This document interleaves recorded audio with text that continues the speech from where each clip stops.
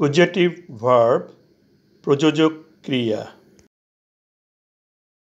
I made Zakir do the sum.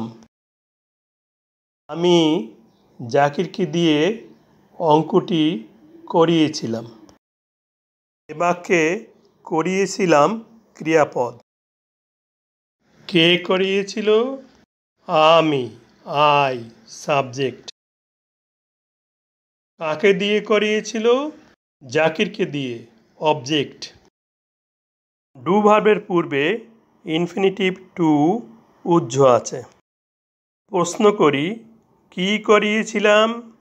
অঙ্কটি, the সাম।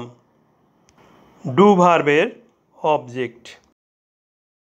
আমরা জানি ডু অর্থ করা, কিন্তু বাক্যে ডু এর অর্থ লেখা হয়েছে করিয়েছিলাম।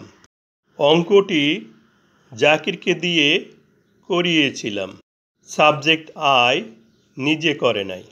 কোনো কাজ নিজে না করে অন্যকে দিয়ে করিয়ে থাকলে কজেটিভ ভার্ব বা প্রযোজক ক্রিয়া হয়।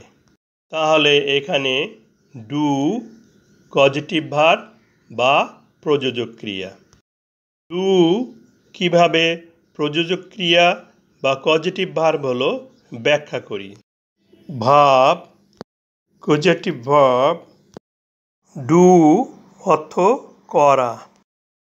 ডু ভার্বের কজেটিভ আলাদা কোনো রূপ নেই। এজন্য ডু ভার্বের কজেটিভ রূপ দিতে যাকে দিয়ে অঙ্কটি করিয়েছিলাম সে জাকির, বাক্যের অবজেক্ট।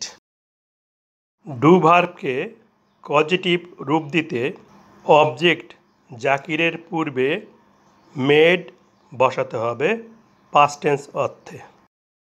কজেটিভ ভার্ব তৈরি করতে যখন মেড ব্যবহৃত হবে তখন মূল ভার্বের পূর্বে অ্যাক্টিভ ভয়েসে টু উহ্য থাকবে, অর্থাৎ বসাতে হবে না। যে সকল ভার্ব ব্যবহার করে কজেটিভ ভার্ব তৈরি করা হয় তাদেরকে জেনে রাখি। মেক অর্থ তৈরি করা, প্রেজেন্ট ফর্ম বা ভার্ব ওয়ান।